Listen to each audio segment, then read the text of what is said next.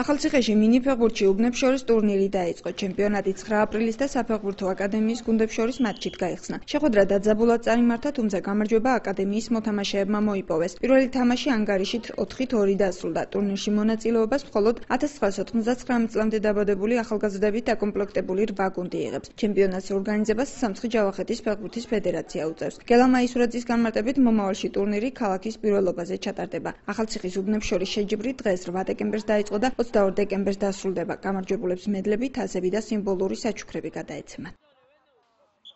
სამცხე-ჯავახეთის ფეხბურთის ფედერაციამ გადაწყვიტა ჩაატაროს თასის გათამაშება უბნებს შორის, ქალაქის პირველობა.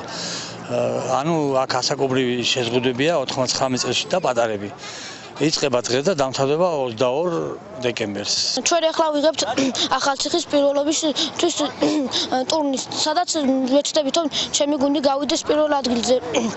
და ძალას არ დავიშურებ, რომ ჩვენ ფინალში გავიდეთ და ეს თამაში ჩვენ მოვიგოთ.